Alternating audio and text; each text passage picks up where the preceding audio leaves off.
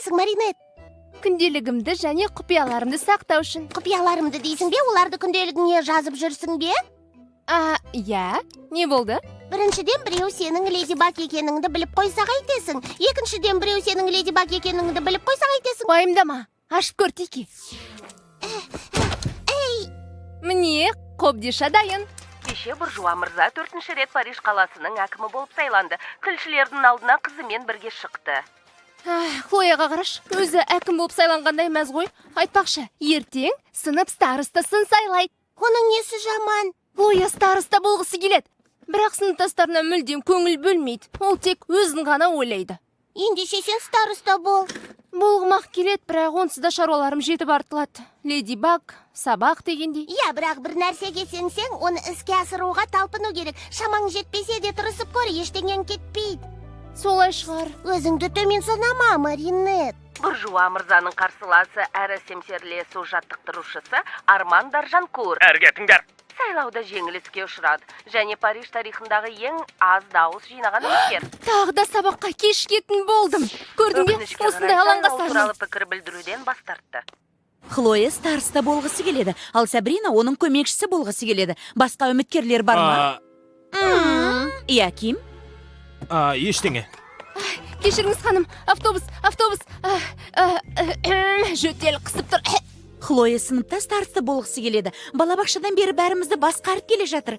Сен де талпынып көрсеңші. Сенен жақсы староста шығады. Бола алмайым.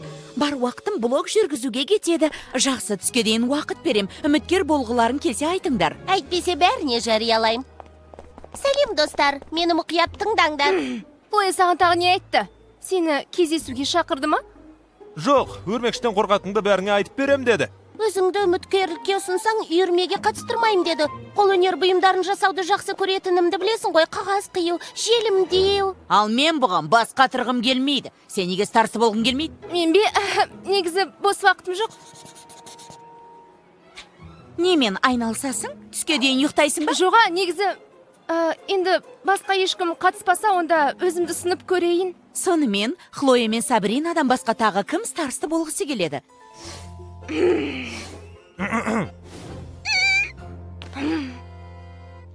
Хлоя мен Сабринадан басқа ешкім болғысы келмейді. Ендеше дауыс берудің қажеті жоқ. Демек, Хлоя мен Сабрина... Менде болғым келеді. Тамаша. Ертең оқушыларға айтатын сөзіңді дайындап кел. Дауыс беру арқылы анықтаймыз. Не керемет? Тамаша. Жақсы. Ертең оқушылардың алдында сөз сөйлейсің, өзіңді қалай таныстырасың? Қалай дейсің бе? Шынымды айтсам, білмейм. Не үшін қол көтергенімді де білмейм. Жарайсың, Маринет. Шын жүрекпен айттың. Бәріміз қуанып қалдық. Иә. Рахмет. Староста болсаң, жұмсақ орындықтар алдыршы. Сыныптағы орындықтар қап-қатты, сабақты дұрыс тыңдай алмайсың. Алғызыл түсінен алшы. Кітапханада сабақ оқып отырып, музыка тыңдасақ, жақсы болар еді. Білесің бе, негізі... Жарайды, Джулика. Адриан, ертең Маринетке дауыс бересің бе? Әрине, сөзін аса әрине. Қазірден бастап дайындалайын. Әкем әр сайлауда көп дауыс жинайды, мен де көп дауыс жинайым. Ол үшін не істеу керектігін білем. Иә, білем. Үгіт насихат жұмысын жүргізесің бе? Жоға, оны қайтем. Жеңіске жетудің құпиясы қарсыласыңның беделін түсіру.